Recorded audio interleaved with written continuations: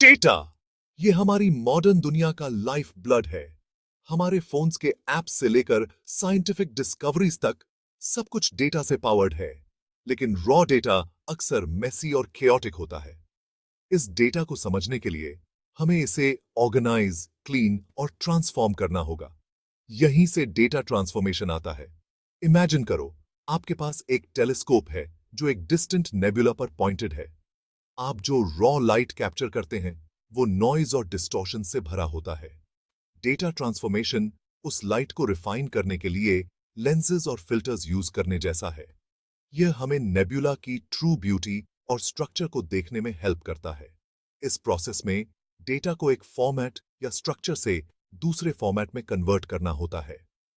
गोल है डेटा को एनालिसिस और मशीन लर्निंग के लिए मोर सूटेबल बनाना।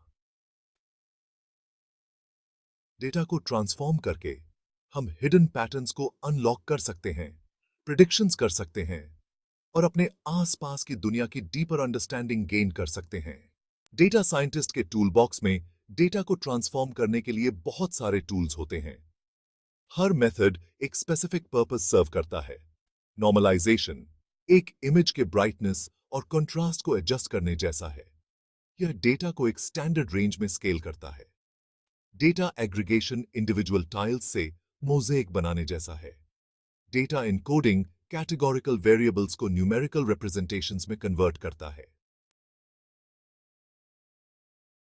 डेटा डिस्क्रिटाइजेशन भी डेटा प्री प्रोसेसिंग का एक क्रूशल स्टेप है, जबकि data transformation often continuous data के साथ डील करता है।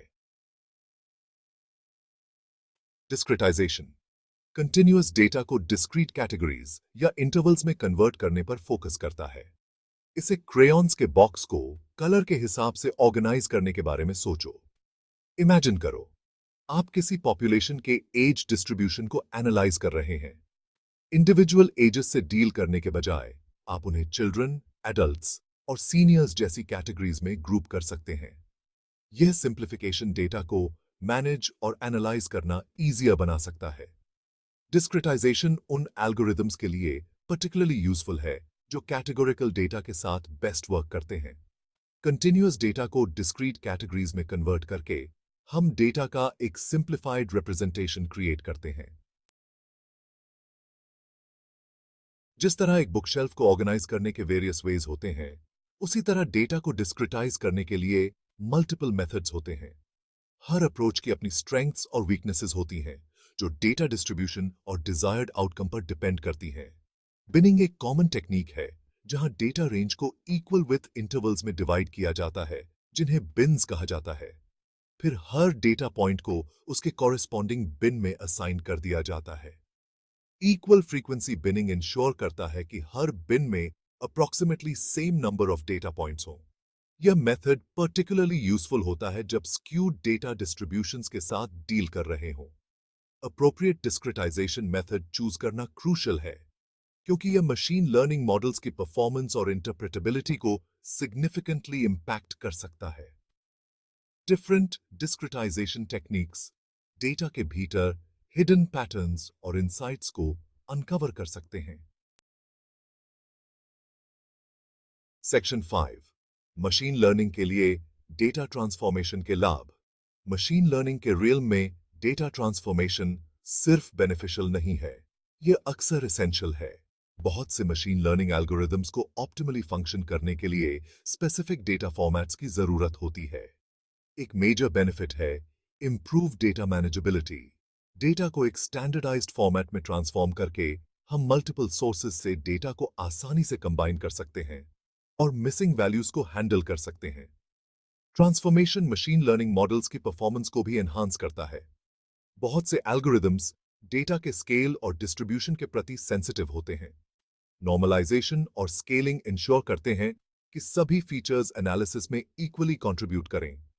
ट्रांसफॉर्मेशन मॉडल्स को आउटलायर्स के लिए मोर रोबस्ट बना सकता है, उनके इंपैक्ट को रिड्यूस कर सकता है और एक्यूरेसी को इंप्रूव कर सकता है।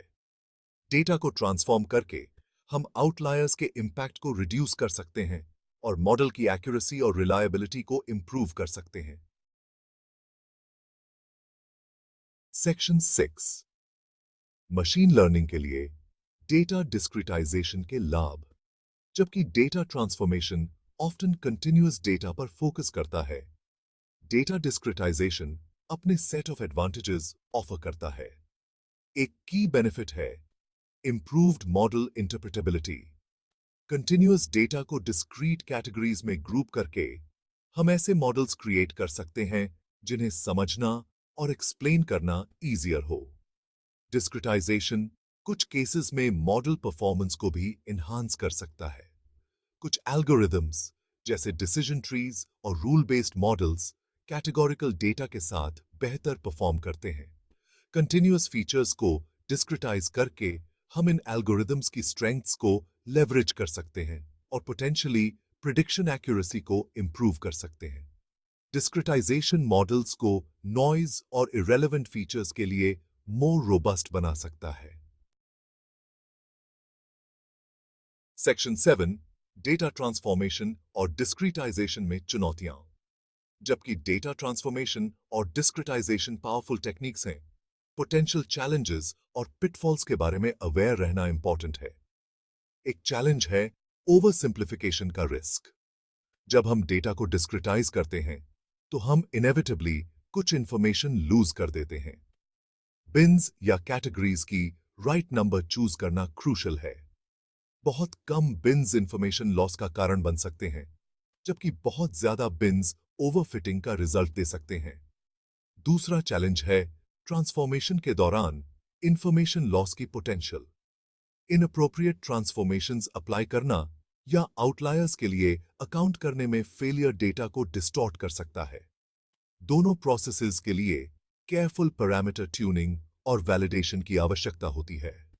डिफरेंट अप्रोचेस के साथ एक्सपेरिमेंट करना और मॉडल परफॉर्मेंस पर उनके इंपैक्ट का इवैल्यूएट करना एसेंशियल है।